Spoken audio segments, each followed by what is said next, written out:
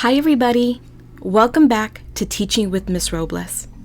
Please show your support for my channel by subscribing and make sure to click the like button if you enjoy this read aloud. Today, we'll be reading the story The Mitten, adapted and illustrated by Jan Brett.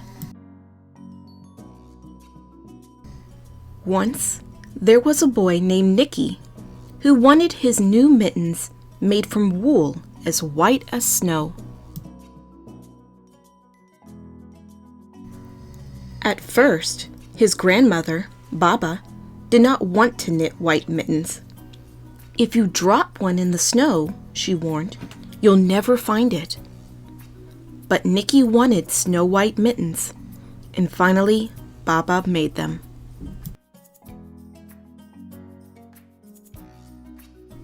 After she finished, she said, "When you come home, first I will look to see if you are safe and sound, but then I will look to see if you still have your snow white mittens."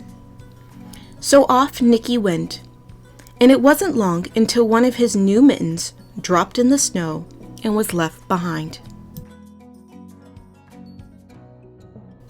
A mole, tired from tunneling along, discovered the mitten and burrowed inside. It was cozy and warm and just the right size, so he decided to stay. A snowshoe rabbit came hopping by. He stopped for a moment to admire his winter coat. It was then that he saw the mitten, and he wiggled in, feet first. The mole didn't think there was room for both of them, but when he saw the rabbit's big kickers, he moved over. Next, a hedgehog came snuffling along. Having spent the day looking under wet leaves for things to eat, he decided to move into the mitten and warm himself.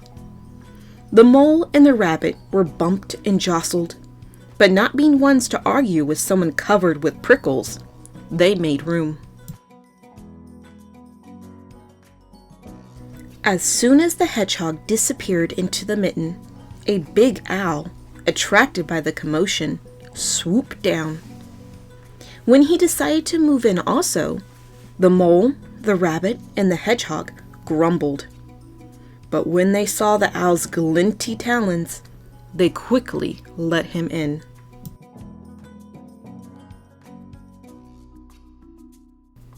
Up through the snow appeared a badger. He eyed the mitten and began to climb in. The mole, the rabbit, the hedgehog, and the owl were not pleased.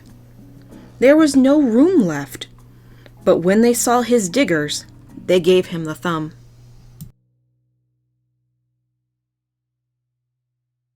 It started snowing, but the animals were snug in the mitten.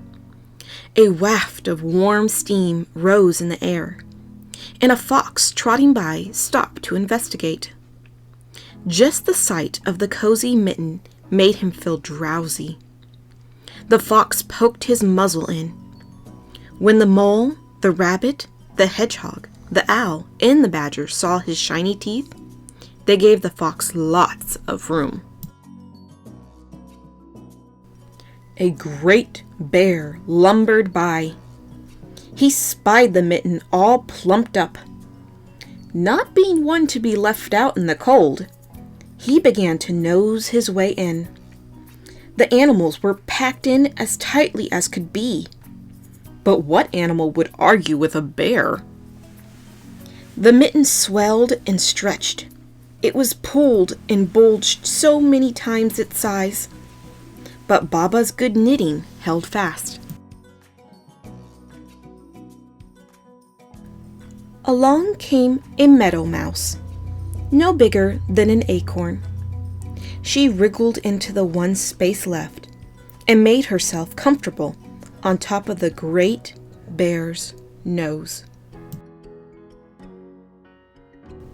The bear, tickled by the mouse's whiskers, gave an enormous sneeze. The force of the sneeze shot the mitten up into the sky and scattered the animals in all directions. On his way home, Nicki saw a white shape in the distance.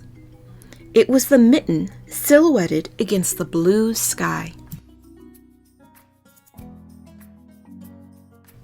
As he ran to catch his snow-white mitten, he saw Baba's face in the window.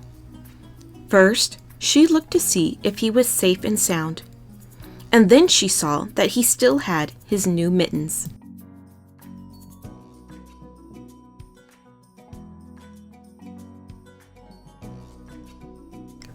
Thank you so much for watching my read aloud of the book The Mitten, adapted and illustrated by Jan Brett.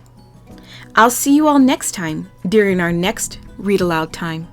Bye!